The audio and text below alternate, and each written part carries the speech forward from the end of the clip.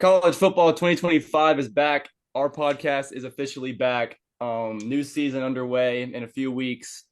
We got some good matchups. We got some good storylines. We got some interesting things going on in this month of college football. And we have a special guest as well. Santana, you can take it away. Yeah, as you can see, guys, we have more than four people today. Uh, our guest today has done it all in sports broadcasting, from anchoring ESPN's flagship shows to hosting College Game Day, covering Final Fours and national championships, and just about every other major sporting event you can think of. With more than 30 years in the industry, he's one of the most trusted and respected voices in the game, as well as the University of Alabama's alumni. It is an honor to welcome the one and only RECE Davis. Thanks for having me, guys. How are you? How we doing? I know we've been this has been a long time in the making here. It So has. It thanks for has. your patience. Yes, Thanks thank for you. patience. I'm I glad mean, to be thank you with so you. much for Thank you. Yeah, thank coming you. on. We really appreciate you. You bet. So we can jump into just some of the questions. We generated questions for you, for people that like us that have been in high school and I think some of us want to pursue the sort of thing that you're doing later in your career. Just like take us through the journey that you had to get to where you are now, of course. Um, well, when I was and all of you guys are in high school right now, right? Getting ready to Yes. go to college at some point in the next few years.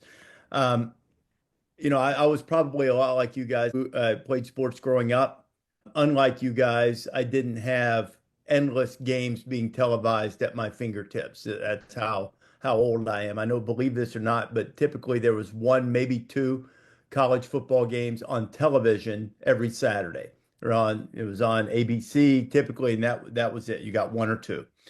And the rest of the time you would have to listen to games on the radio. And I would do that. I would spend my Saturday nights, when I was, 8, 9, 10, 11 years old, trying to listen to as many games as I could. And in addition to, playing as I grew up, I also became infatuated with the broadcast of the games and felt like that this was something that I wanted to pursue at some point in my life. And I when I went to Alabama, I really didn't know how to go about it. And that's why this generation, your generation, is so far ahead of mine because I had it in my mind that being a broadcaster, because my parents didn't go to college, they couldn't go to college. I was the first in my immediate family to be able to do so. And I had it in my mind that broadcasting was like any other job. You went to college for 4 years, you learned how to be an accountant, and then after you learned how to be an accountant, you went and got a job being an accountant. And it was about halfway through my time at Alabama that I realized and had some guidance. No, you need to get some experience while you're here. You need to start doing it. Now, for you guys, you have this outlet and you have countless other outlets to be able to get that practical experience. So I think that was the one thing that I didn't understand that you guys are doing perfectly. If you want to do this now, to learn to do it ahead of time and to get some practical experience. But eventually I started working at the then CBS affiliate, Channel 33, which was then in Tuscaloosa, and did an internship there. Once I finished my internship, they hired me to stay on. I stayed there doing sports and news reporting.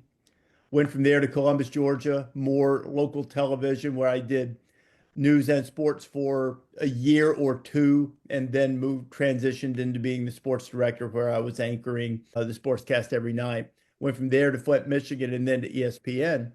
And I've likened it a lot of times, not really knowing how to do it and sort of stumbling my way through it. I've compared it to, like, you go on a road trip and you're staying in a strange hotel room and it's really dark and you forgot to leave any of the lights on, and you get up in the middle of the night to go to the John, and you've got your hands out in front of you until you run into the wall and you go, okay, the wall's there. I change directions and go someplace else. And that's how I felt like I sort of started the early part of my career, that I was like, I don't know what to do. I'm going to walk this way until I run into a wall, and then I'll go some different direction.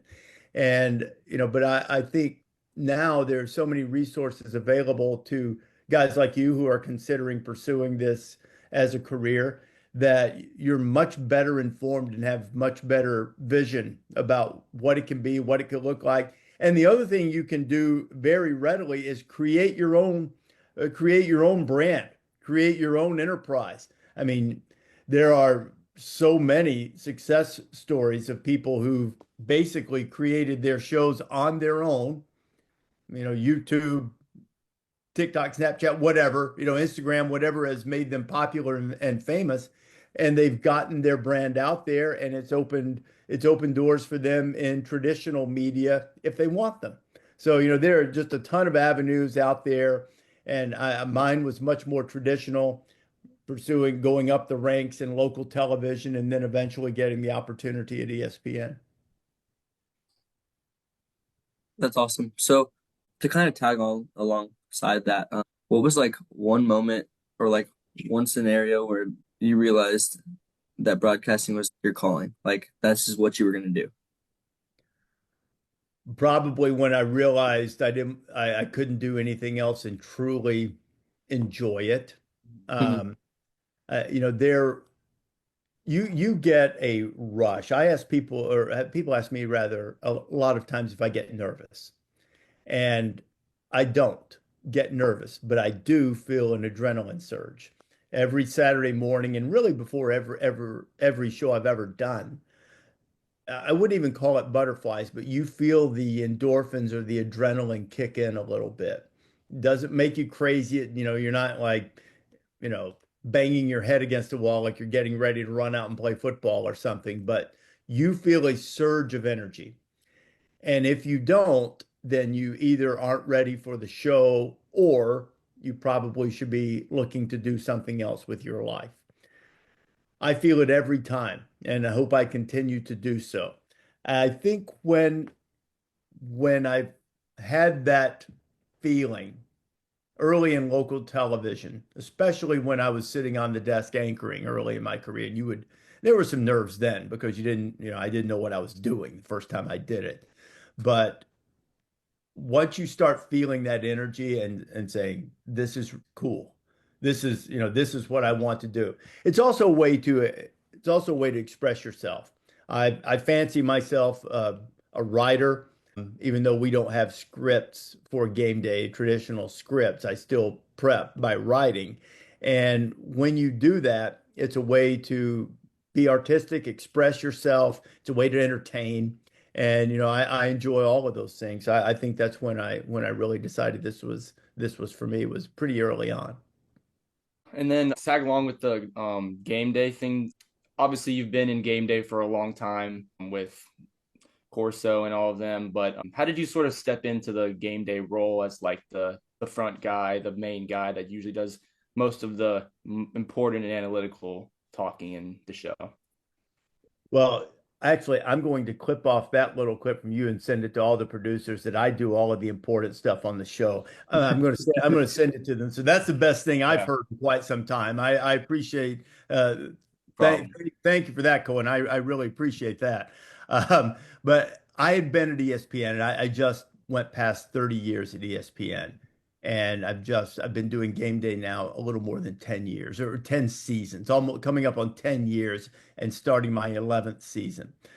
Prior to that, I was in the studio hosting the what we call RAPS coverage, which is the studio command center basically for our day of college football coverage. I would go in, our day would start at noon and it would end with college football final at 1 or 2 o'clock in the morning, the following morning. So I was in studio for a minimum of 14 hours every Saturday, and I did that for about 16 years. And it was incredible fun. It was back then there would be occasional windows in the afternoon where maybe there was an hour between games, and Mark May and Lou Holtz and I would have to fill that hour, and we got to do it just talking about ball. There was no way to really prepare for it other than just to be prepared for the season and for the week. So whatever happened, you were reacting to it. Sometimes, even at that time, we would take a game live that was on another network or something, and we would show the game live within the parameters legally that we could, and the three of us would describe what was happening. you got to know the teams. If all of a sudden you're showing Iowa and Northwestern out of nowhere, hey, almost like a red zone feel, like the NFL red zone is now. It was somewhat like that, and it was great fun. And I did that, for I guess 16, 17 years, mostly with Mark and Lou, but with some other guys as well. So I'd been doing that. Contract came up. It came time to progress. My agent and I were looking for um, bigger opportunities, and the game day situation seemed to fit everybody's needs. And I was very grateful to move into that role. And it has been and is an absolute blast to do it every week. Definitely enjoy watching the show in the morning. It helps me get up on Saturday mornings, feeling all energized and everything. It's even earlier where you guys are. It's 8 o'clock here. Yeah, 8 o'clock. But you guys are young. You guys ought to have your rear ends out of bed by 8 o'clock anyway. That's what I'm saying. Let's go. It's a lot easier to get up for college game day than it is for school. Yeah. Yeah, those are fun to go to. I've been to one game day. I'm pretty sure it was the Texas Georgia one in this previous season, and it's an experience in the morning trying to get there, trying to get into especially the Texas Georgia one. It was just a little more than usual, but it was fun. Did you go to the one in Austin or the one in the SEC championship game? It was the one in Austin. Okay, yeah, that was a scene. That was fun. That was yeah. Were you there? That was the one where isn't that the one where Nick gave his nothing speech? I think he did the nothing thing. That was funny. Yeah. Yeah. So I watch game day pretty much every single Saturday. I'm always watching and curious. I just want to know what has been the best environment and the most fun environment you've ever been to on college game day. That's a tough one. But I've got like three candidates, and I hope you won't think I'm dodging the question by saying that. For years, I've always said 2018 at Washington State was the best. Because if you watch the show every week, you know that we show the flag. We show Old Crimson, the Washington State flag. Prior to game day going to Pullman, Washington for the first time in 2018, they had sent that flag to every single show for 15 years, not with our help. I mean, we didn't help them. They did it through their alumni network, and the whole idea was bring game day to Pullman. It's as if it had been a crusade to go, and the whole cathartic feel and seeing all those people out at Pacific time. I got to the set about 3:30 in the morning, 6 a.m. start locally out there. And it was people as far as you could see. There were probably 20,000 people all told by the time the show started. And they were singing, and they were waving their flags and partying. It was unbelievable. And I've always said that was the best. This past year, I think the most fun atmosphere we've ever been in was at Cal, because a lot of the guys on the set were, I won't say they were complaining, but they were like, Cal, they don't care about football there. They're not going to come. Nobody's going to show up at 6 o'clock in the morning. And we went there, and it was an absolute festival. It was like some music festival had broken out. There were people everywhere. They had the library lit up, and they were in the show with us from the very beginning. Had hilarious signs, because they're known for protests there. Some guy had a sign out in the middle of the crowd that said, "This is the worst protest I've ever been to." That probably was the most fun environment in terms of interaction with the crowd and them being in it from start to finish. And the biggest one, we've been to James Madison 3 times. And the last time we went, they set a record. They decided they were going to set a record for the biggest crowd, and they did. There were like more than 26,000 people on their campus, on their quad at game day. And the Jonas Brothers came. And we did a Jonas Brothers concert like immediately at the end of the show. I said, "And now here are the Jonas Brothers," and they sang a couple of songs. So that was really fun too. So we've had a lot of great crowds everywhere we go. It's really cool. The one thing I'll say about about your place. Oh, you guys are in Tuscaloosa, right? Or close to it. Is that No, right? we're all we're close to Austin.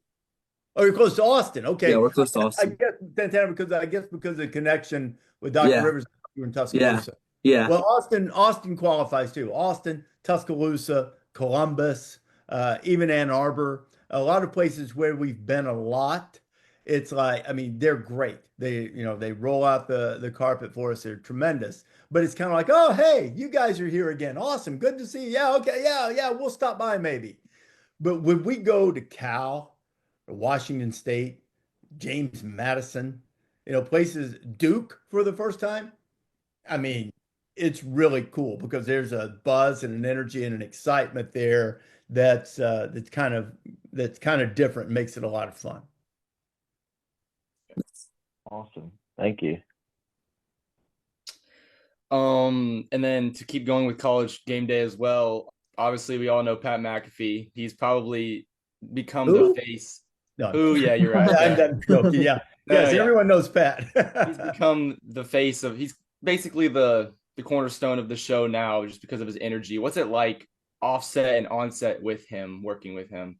He's a guy who connects with the crowd better than anyone I've ever seen. He understands what a crowd needs to stay connected with a show.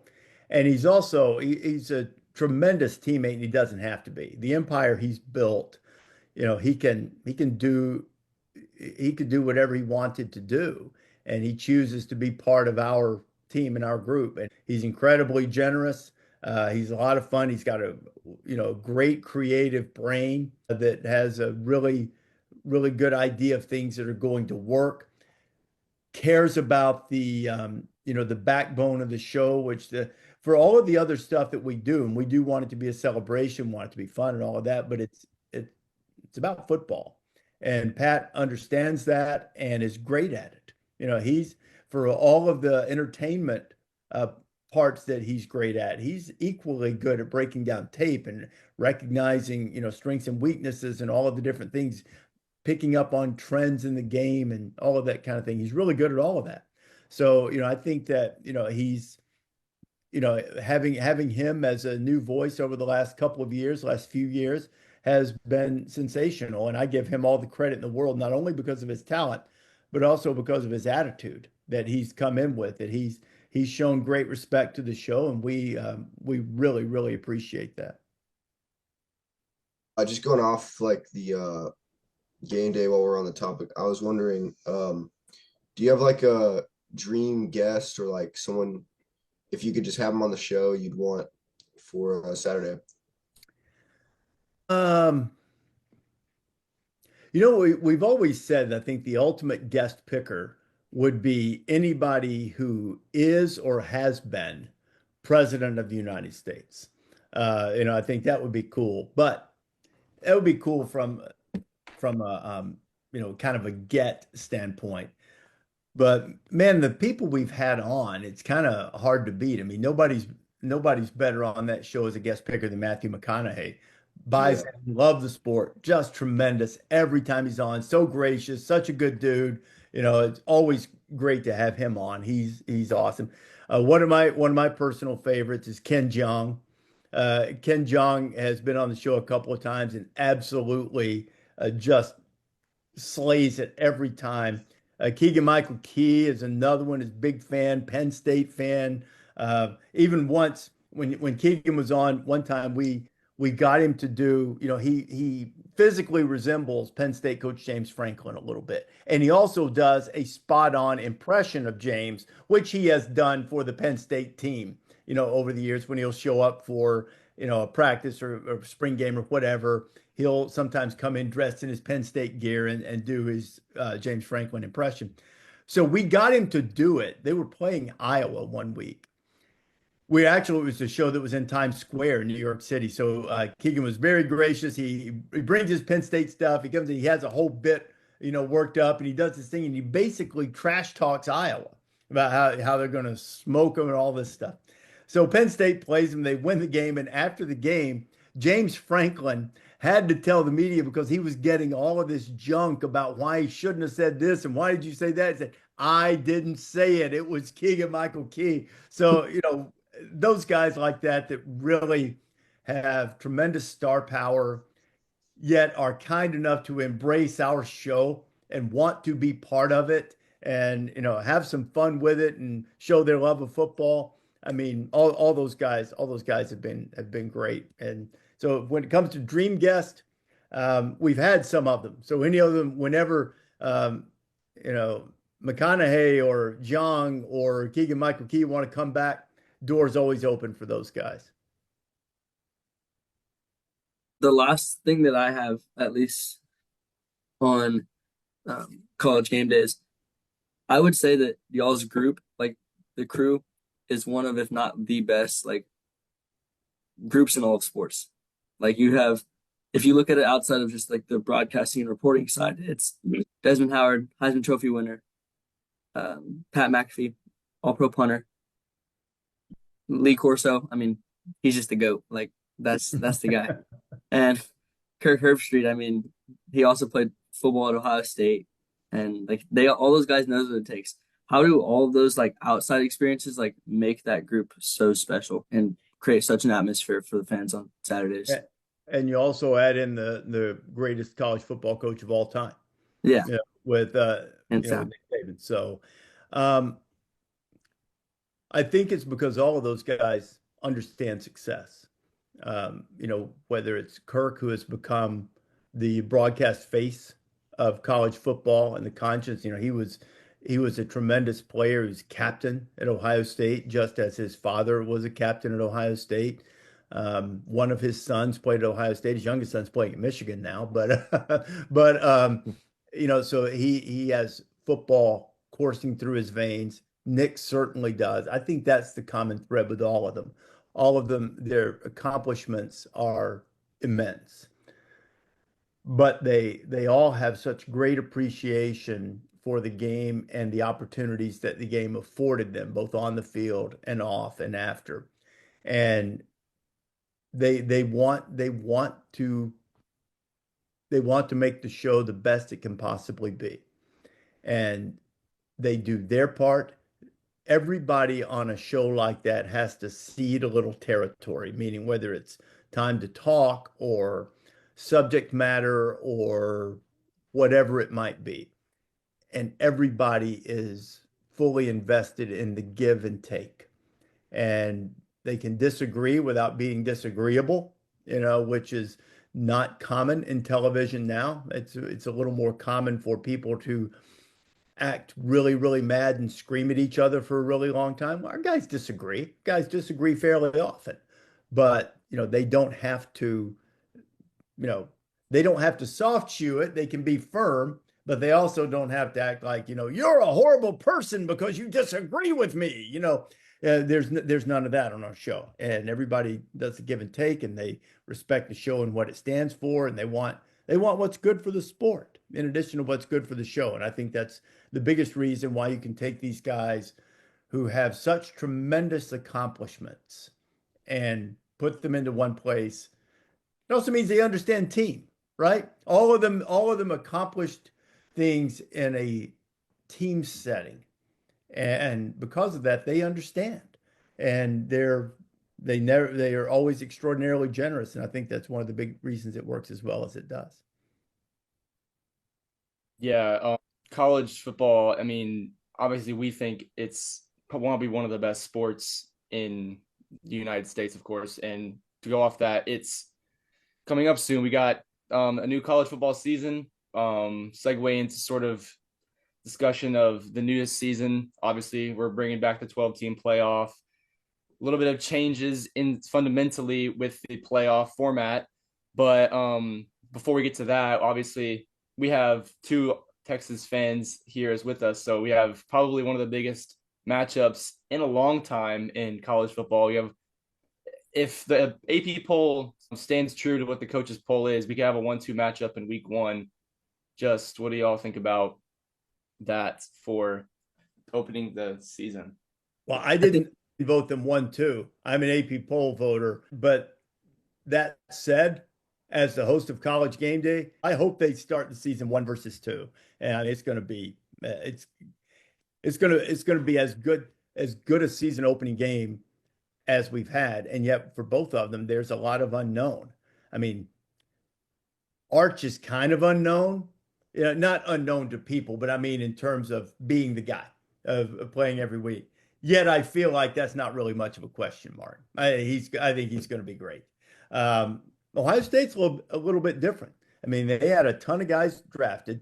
They probably have the best offensive player in the sport and the best defensive player in the sport. But I think it was 14. I think it was 14 guys that got drafted last year. They got a new quarterback, neither of whom has played really, and they're both talented. They're different, but there's some things that we're going to find out week one with Texas Ohio State. And I think it's going to just be great theater. And I hope they're 1-2. That would be great. Yeah, I think for all the people, at least like that we've heard around, especially like around Austin, oh, Arch isn't ready. Arch isn't ready.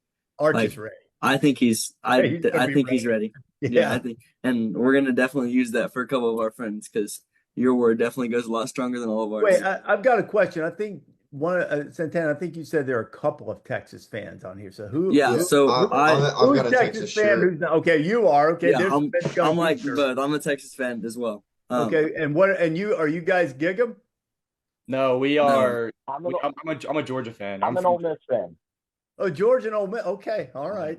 And then you turn around a little bit and also got some Roll Tide in me. Got a So little bit of pride. yeah, I'm a little excited. No, just kidding. All right. 50-50. So you got a good variety in Yeah, we bring a good mix. But yeah, I think it's gonna be an insane atmosphere. I mean, anytime you're going to the shoe, like something crazy every time. With that being said, do you know who Coach Course is gonna pick coming Saturday? I do not. I think I do. Well, we've talked about a few things. One, he never really tells. It's going to be really special, for his last show, his last pick. And he often says, you never forget your first love. And the first headgear he ever put on was Brutus, was the Ohio State mascot, because Kirk's wife Allison, Kirk Herbstreit's wife Allison, was an Ohio State cheerleader, and they were at Ohio State. And LC said at one with 1996, he said, I think on Friday before the show, hey Kirk, you think Allison could get me that Brutus headgear for tomorrow? Because before then, not every week, but occasionally, he would ask the stage manager, hey, look at that guy. He's got a crazy Nebraska hat on. Go get that guy's hat for me. And he would use it as a prop, and then decide, what if I put on the Brutus head? And it obviously went crazy. So he could do that. But we were also talking about how funny it would be, maybe not to you Texas fans there, because I know you're very sensitive about this. But LC was a great player. I don't know if you guys know this. LC was a great player at Florida State. I think he had more interceptions in college at Florida State than Deion Sanders. They called him the Sunshine Scooter. He was a dude now. So, but playing football, sometimes it'll bang up your hands a little bit, and coaching and everything. So he's got one of his pinkies is a little crooked. So one of our guys said, what if he talks about the first love and Brutus and everything? And LC keeps this a closely guarded secret. And this guy, as he described, he said, and he throws up that crooked pinky and does the horns up, and then gives him the forget about it, flips the horns down, and then grabs the Brutus head and puts it on. I said, it'd be pretty good theater. Oh, look, see right here. So, if you were still in the Big 12, they'd fine you. But now that you're a Georgia guy in the SEC, they just have to take it.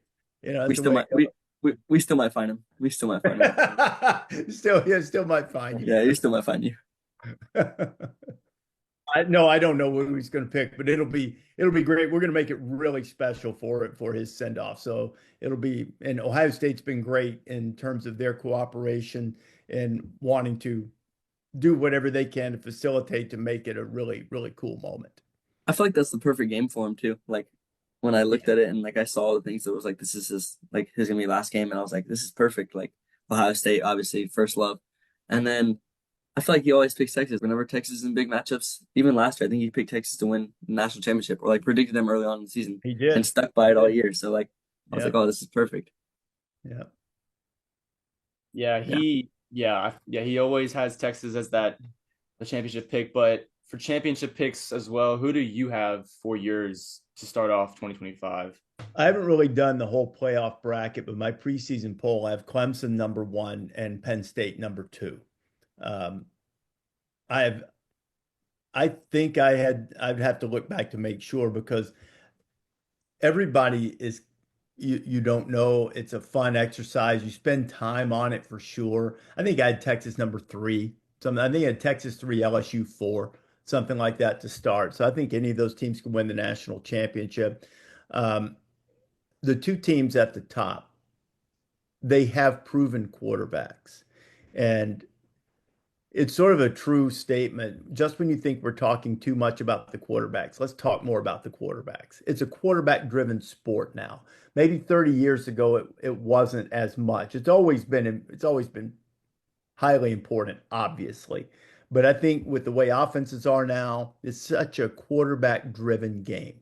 Doesn't mean you have to have Vince Young, or Arch Manning, to win a championship.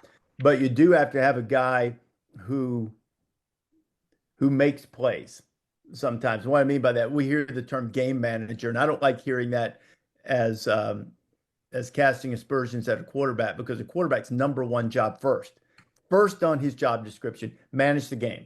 A quarterback that can't manage the game is going to screw up and turn the ball over, not get you in the right play, not get you in the right protection, not know down and distance, all of those things. But after you manage the game to win a championship, you need a guy who can make some plays for you, make big throws, fit them in tight windows, complete passes in the red zone, things like that. Clemson and Penn State, while I'm not convinced that those two guys are the best quarterbacks in the country, they are proven and their surrounding cast is tremendous. Um, so I really like those two teams this year. I think Texas is right there. You just want to make sure because look, I think Arch is going to be fine. But Texas is replacing a lot in some other places too, on the lines of scrimmage, for instance. Let's see how that looks. I think they're going to be tremendous. Let's see how it looks. Your Bulldogs, they're in a huge group of teams that have a ton of pieces. But what about the quarterback? And you saw a little bit of Gunnar Stockton. Everybody loves Gunnar Stockton. He drives a 40-year-old pickup truck. That's awesome. His sister's named Georgia. That's cool. He's got to succeed, right? Yeah, I think he will. You want to see it. I think Alabama's the same way. Alabama is loaded, but you've got no idea exactly what's going to happen at quarterback. I mean, I would say no idea. You just need to see it. Yeah. Notre Dame, same way. I mean, the list goes on and on. I would even argue Miami is like that as well. Even with Carson Beck going there, he's coming off the injury. Is it going to work? He's in a new system. It should work. Probably need to see it a little bit. So, it's really difficult to predict. So I would say right now to start that I think Clemson is the favorite to win the national championship because I think Clemson will be a little bit better than Penn State. But Clemson's going to be really tested by LSU because LSU does have a quarterback. I mean, they've got a dude at quarterback, but then LSU is replacing it basically its entire offensive line trying to protect Garrett Nussmeier. If they do that, they'll be great. If they're shaky up front, Garrett's a little bit of a gunslinger. He'll try to make a play. If he's not being well protected, maybe that leads to mistakes. So, it's a really intriguing, compelling season. It's a really long answer, and I apologize for that to your question. But I would say to start, the teams that I have the fewest questions about are Clemson and Penn State, and Texas is close after that because I'm pretty sure they'll be fine on the lines of scrimmage.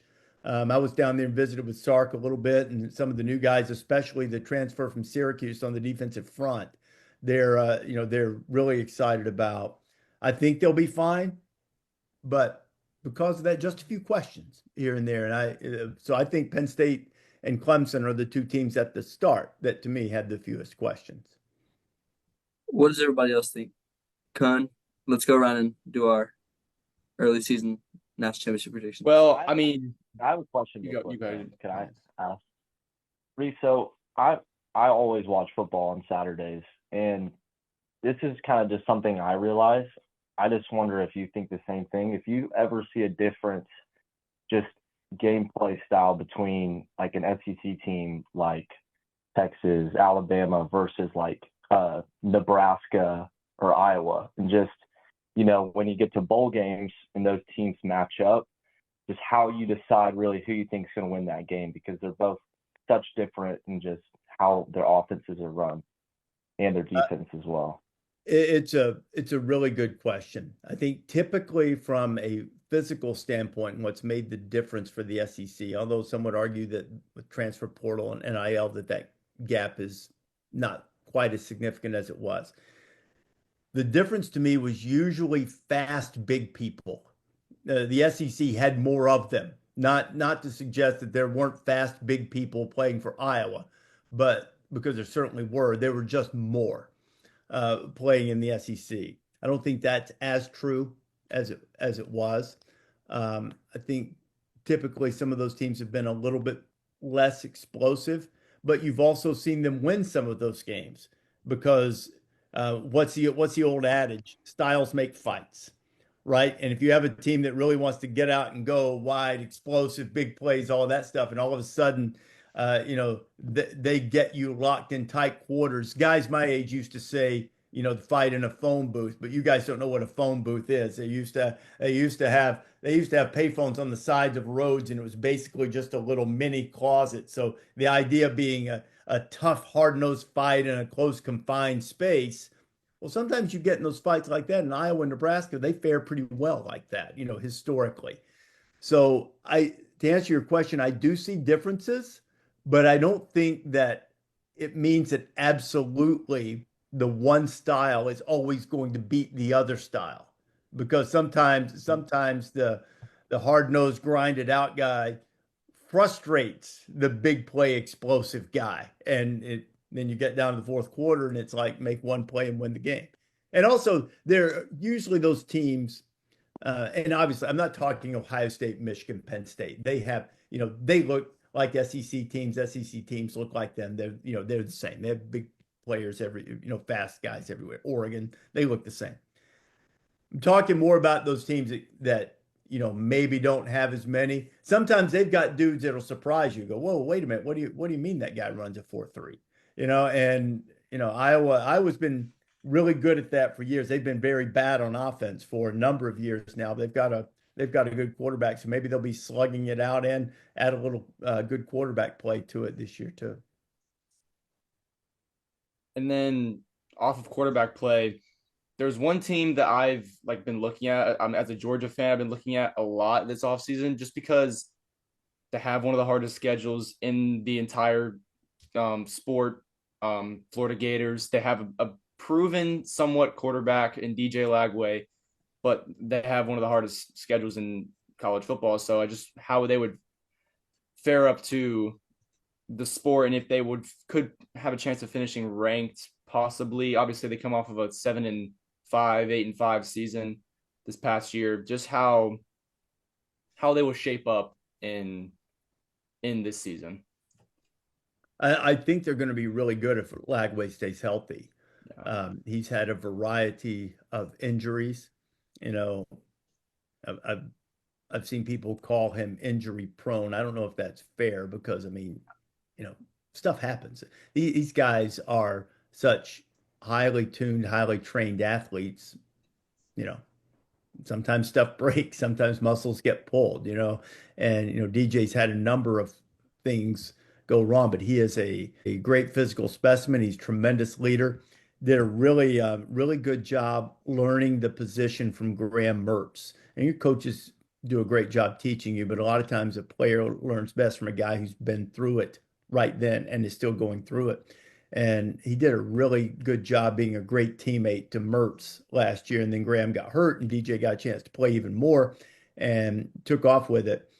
but the schedule is brutal. And if he doesn't stay healthy, they'll lose a lot of those games. They may lose them anyway. I mean, I think Florida's good and they're going to be really good, um, and certainly have a chance to finish the season ranked. But that's the thing. I mean, you compare. This is something a lot of the Big Ten guys, and I actually was having. I try to stay out of these silly debates on X, but I've made a statement on my podcast recently that I thought was a foolish argument that people were saying, well, the SEC has to play 9 games or else we're not going to do this playoff system with them. And it's not fair. They only play 8, we play 9.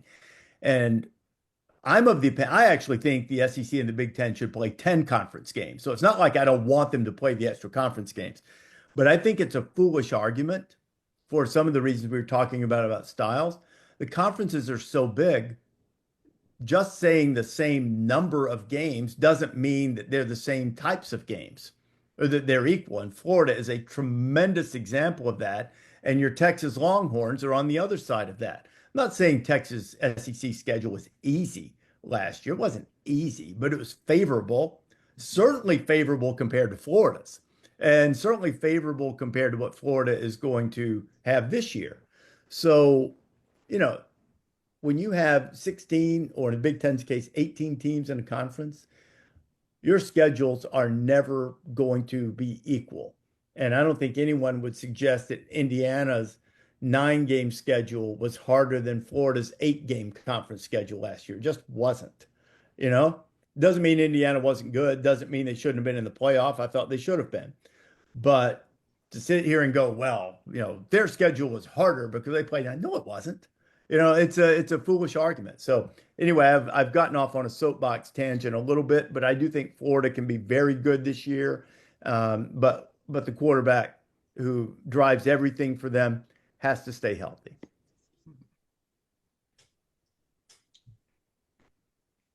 I feel like last year for Florida, obviously we talked about DJ Lagway having a history of past like injuries and stuff. I feel like I was at the Texas Florida game when they were in Austin, and I don't remember what the score was of that game. I remember DJ had just gotten hurt either the week before or like 2 weeks prior. And I was like going to the game, if I would be lying if I said I wasn't nervous because he was still questionable. Like I remember seeing him warm up, and I don't think he ended up going into the game, but I was definitely nervous because he had proven so much in the season that it was like I think they should have no problem like making this game a close game, and I think that's going to carry on to this season, and that's why I do agree that Florida's going to be one to not sleep on for sure this year. Yeah, they were watching the Georgia Florida game this past year.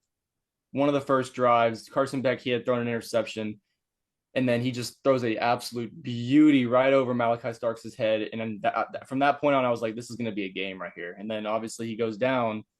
And this year, obviously, a lot of chirping around that sort of sequence of events, how Florida was in a 1-score game with about, 8, 9 minutes left of the game with Georgia, with the third string quarterback, which is a little bit of a scare, but obviously it's college football. It's not all a on paper sport. So it's just going to be, I have to see how he fares up against Georgia and other ranked opponents they play this year.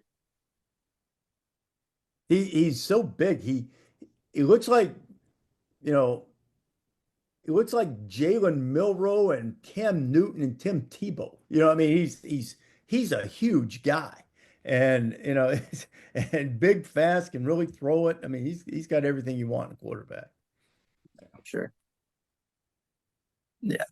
We can go back to we were talking about earlier and just kind of give, because this is the first episode of, I guess, our season 2 of the Casual Cast podcast, and do our national championship predictions. Oh yeah. Oh, I forgot that. Yeah, sorry, I kind of just went off a little side thing. No, there. we're good. For mine, bias aside, I really like LSU, but their defense has questions. Obviously, they have Whit Weeks, who's one of the best linebackers in college football. But it's just a lot of questions defensively. The offense is good. I think that they have a really good shot at the national championship, but then You have teams like Ohio State, teams that were good last year that returns talent but also lost. Texas is also a really good one. So I'm gonna go personally. I'm gonna go LSU as a pre-national championship pick, which could be a stretch to some people, but that's mine. Peyton, what do you got? For me, like I really want to go Texas, and I think they'll have a deep playoff run. As far to put them as my favorite yet, I mean, we know Arch is going to be good, but we can't say for certain. We don't know what's going to happen 100%. So maybe after week one, I'll move them up, but I'm probably going to have to go Penn State as my national championship if I had to keep it to one pick, just because they have so much depth on the field. And like we were talking about, their quarterback is proven. And yeah. I guess I'll go. I'm gonna say the national championship matchup I think is gonna be Clemson and I think probably Penn State. And I've always thought Clemson because I've watching Cade Klubnik every single year and just how much better he's gotten just makes me feel like how much he's matured and how I think he's going to do amazing this year. I also want to put an honorable mention. Ole Miss is going to make the 12th team playoff. I think Austin Simmons is going to have a great year. So there you go. Yeah. As much as I would want to say, honestly, this year it'd probably be Texas, just because I think if there's a year for them to do it, I think it's this one. Even though they are trying to fill some gaps in the offensive line, I don't think that'll be much of a problem. But that's also saying that because the conference schedule just flipped, and if I feel like we can still be favorable in most of our conference games this season. But I do think that right now, I do think that Clemson probably win the national championship, just kind of based off what Hollis said too. Like Cade Klubnik's development, it's crazy to see like how much better he's gotten like year by year. And I feel like they have the least amount of holes right now that like can cause concern. And so I feel like just if they stick to what they know and everybody stays healthy and Cade has a phenomenal year, like I think a lot of people expect from him, I think they win the national championship this year. They should have 2 first-round draft picks, I would think, on the defensive line. Got a new defensive coordinator, Tom Allen, who was at Penn State last year and had been at Indiana previously and was at Ole Miss years ago for a while. Tom is a really good defensive coordinator. Clemson struggled on defense. I think they have talent, a lot of talent on that defense. They've got a linebacker named Sammy Brown, who was the ACC Defensive Rookie of the Year last year. I actually saw Sammy at a golf event this summer, and he hits a golf ball the way he hits a running back. When he hits it, it stays hit. He's a big, strong, tough dude. They've got difference makers at every level. They've got young receivers. I mean, I'm gonna pick Clemson to win the national championship. Dabo's not gonna like any of this. He likes it when everybody's overlooking poor little old Clemson, but I'm not sure anybody's doing that this year. And also why Klubnik was a topic of discussion. Heisman, it's also a good conversation for them. These sort of things, but thing with Heisman is things change. We've seen in the past, no one thought that Genty was going to be a candidate, and then you see him go in and become the runner-up, easy runner-up for that. Years previous, you have people like Max Duggan, Stetson Bennett, people that were just nowhere near the conversation. Is there a guy like that this year that could, I mean, obviously he's under the radar now, but could he sort of shoot up to what those guys were like? Under the radar that far, like Max. Maybe not that far, but just sort of like, yeah. Well, I mean, I would say that obviously with Ohio State not being settled on quarterback, it hurts the chances of the guy that I think is the best offensive player, which is Jeremiah Smith. And right there with Jeremiah Smith is Ryan Williams at Alabama. And both those guys have to figure out the quarterback and will they get enough touches. And also when you're a receiver, unless you're Travis Hunter and you're also doing things on defense. You have to have a certain number of wow plays. I don't think it's just saying, well, this receiver had 105 catches for, 1,400 yards and 16 touchdowns. That's impressive. But I think at that position, you need to have some wow moments in big games. So a little bit of that is situation and circumstance dependent. Devontae Smith, when he won it there, he had the big numbers. He also had the big moments in big plays in their bigger and better games. So I would say probably that I would say maybe Jeremiah Love. Some people are talking about him at Notre Dame as a Heisman candidate, and as they break in a new quarterback, and they should be pretty good on the offensive line. I think Jeremiah Love might be the guy that people are saying that they're thinking of in terms of Heisman, but they're really looking at Arch and Cade Klubnik, and if Penn State plays well, Drew Aller and Jeremiah Smith and Ryan Williams.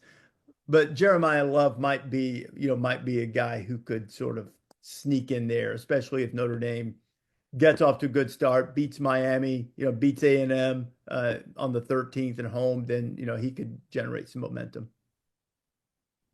While you mentioned it, we were talking about, you mentioned Ryan Williams and Jeremiah Smith and how those teams are looking for, like their team is trying to figure out their quarterback situation. What do you, for Alabama, like, how do you think that like the coaching staff and Kalen DeBoer like assess who becomes a starter week 1? Well, I think Ty Simpson's going to start week 1. I think that's been pretty apparent for a while. I mean, he's a guy who's a little bit of an anomaly in this era of college football. 5-star quarterback who has waited his turn. Got a little bit of a chance the year, what would that have been, 23, when after the Texas game where Jalen Milroe didn't play very well, had some interceptions, and they started Tyler Buckner, transfer from Notre Dame. He's now back at Notre Dame. And actually, I heard the other day working at quarterback a little bit, although he's primarily a receiver now. But Ty Simpson got a little bit of a shot, played the second half. They won the game, but he didn't do great. There's no rule against improvement, right? And Simpson has apparently continued to improve and probably has the best handle on managing the game. But he's also, you don't become a 5-star just managing the game. He can make plays. But I think the thing for Alabama is they have 2 super talented guys behind him, neither of whom have played much. Austin Mack, who's a big guy with a tremendous arm, and then Keelan Russell, who's from the state of Texas that you guys may know about, 5-star guy, won the Elite 11. And I think the feeling is that someday that job is destined to be Keelan's. When is that day?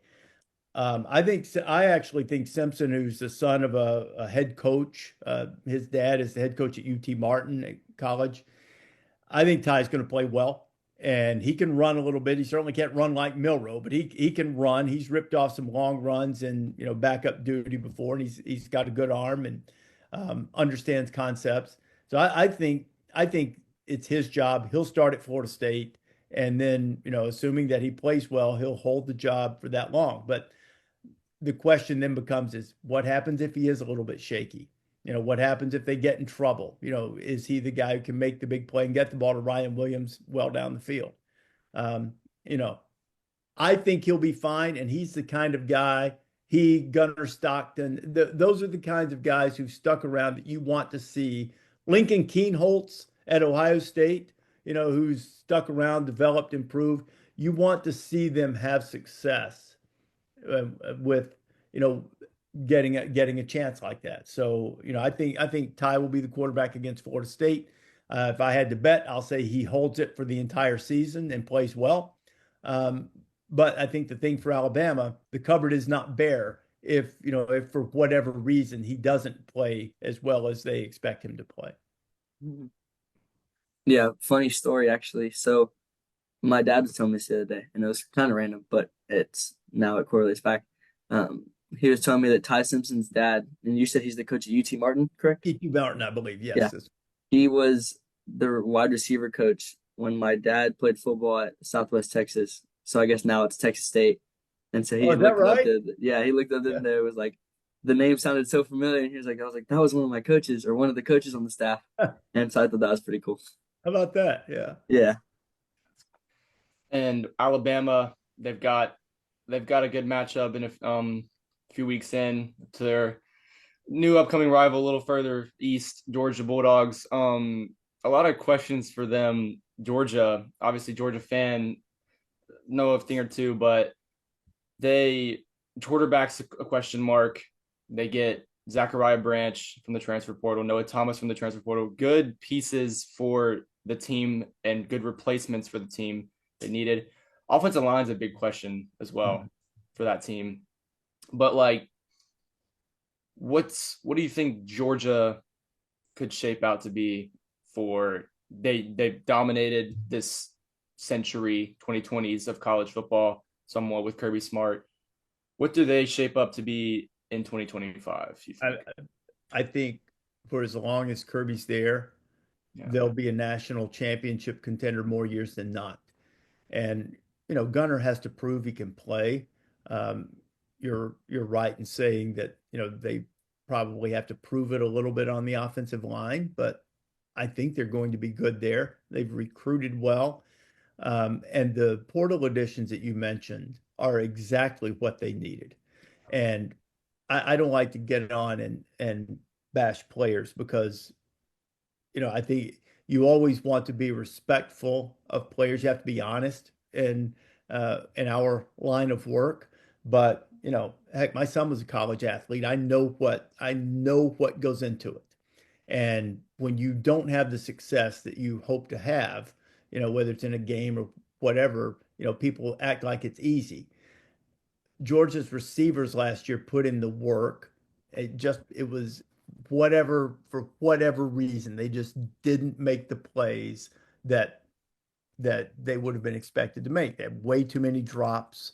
They didn't help out the quarterback as often as they should, and it hurt them.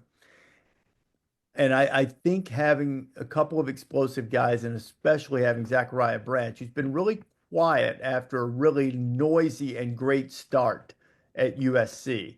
But this is a guy who can take the top off on any play. He's a super dangerous return guy, and he's so shifty and sudden that I think he's going to be Gunnar Stockton's best friend. I think he's going to make a ton of plays for them.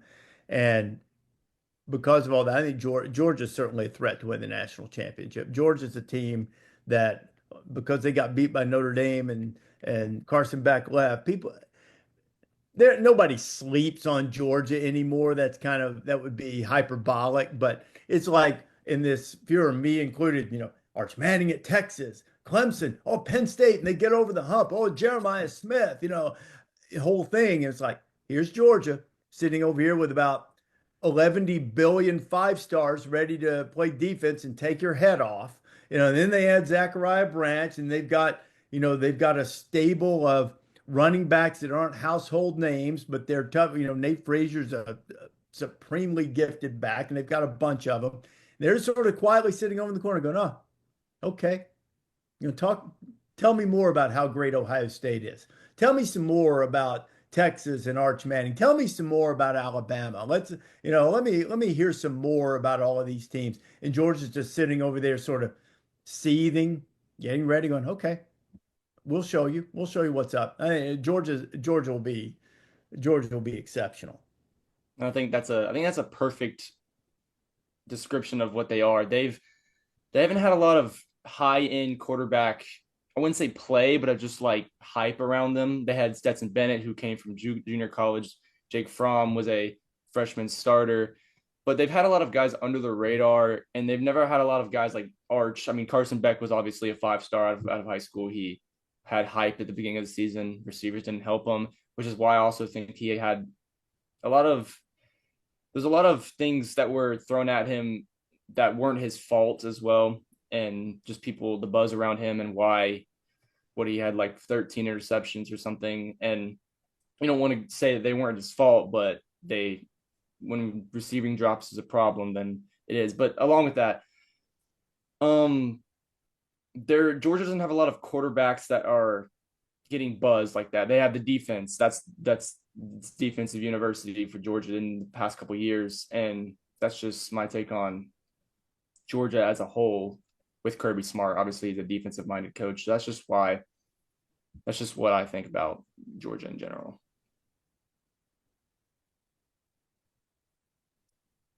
We have can't skip over the fun games, guys. The week 0 games. Can't skip over this. You're Especially Idaho State and UNLV. Can't skip that one. That's must-see TV. I don't have any more questions. So if anybody else does, I guess feel free and ask away. Or Reese, if you have anything for us, yeah, we definitely appreciate you coming on. Could I just ask one more question? I mean, I feel like I just got to ask a question about my team. I realized last year, I feel like something that really hurt Ole Miss was red zone offense, but just red zone in general.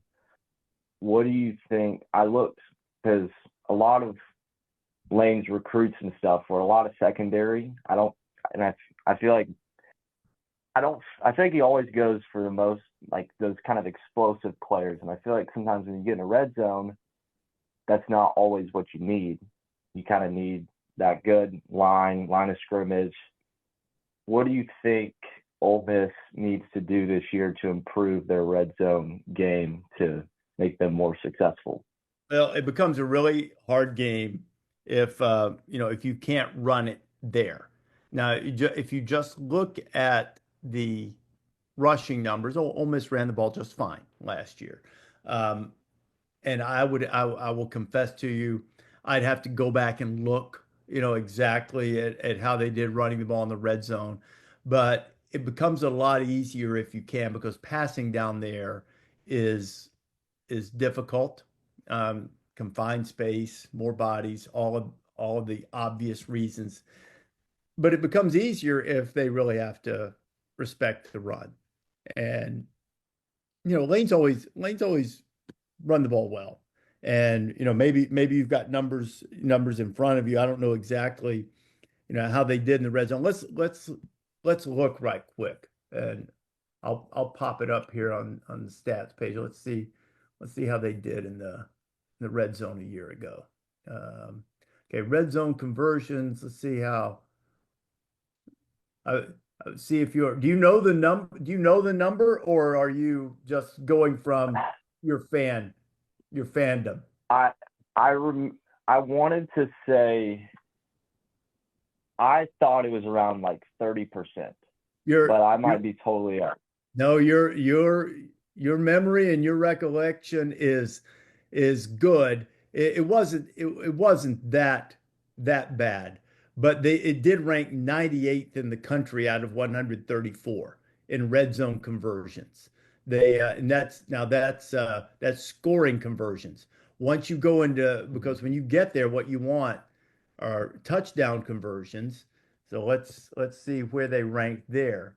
A little bit better. They were 79th in the country. They scored touchdowns on about 59% of their red zone trips. The the best percentage in the country was Navy at nearly 81%. I realize Navy placing the American instead of the SEC, but the other thing that is true is that Navy can run the football. Third in the country in red zone conversions, Army. Second was Indiana. All of those teams could run the ball. And I mean, Indiana scored 55 touchdowns in 69 red zone attempts, only kicked 9 field goals. Ohio State was very good in touchdown percentage in the red zone. They had your guy Quinshon Judkins, had Travion Henderson, had a little bit of a patchwork offensive line, but they were very good there. Alabama was good in the red zone, scoring touchdowns, had a quarterback that could run. So I would say that's the thing is if you can, if you can run the ball with some power down there, it helps everything in the red zone. But Lane's as good an offensive coach as there is. He and Sark to me are the two guys that are most creative, and tremendous. So I think probably just making sure your offensive line's in order, Making sure you got a running back that can make a little something out of nothing, that can get 4 when it's only blocked for 2, stuff like that. Will help the red zone percentage. Ole Miss could be another sneaky team because I mean there are people really high on the quarterback, and when you're playing in a Kiffin system and you're super talented like Austin Simmons is, they could be a surprise team. Kind of looking at their schedule, they've got LSU late in September and they go to Georgia mid-October. But they ought to get off. They ought to get off to a good start, be unbeaten when LSU comes to play them. And if they somehow get past that game, then they certainly ought to be undefeated when they go to Georgia. Yes, sir. And probably just one last thing is, do you ever think there will be another college game day at the Grove? But I am looking. That probably depends on how well South Carolina and Florida play, and how well Ole Miss plays in those games that we talked about. There could be one this year if those things happen to go their way. yes, sir.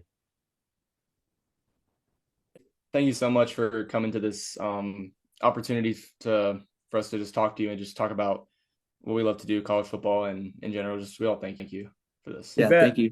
Thank you so All right, much. guys. Have a great Thank week. Thank you. See you later.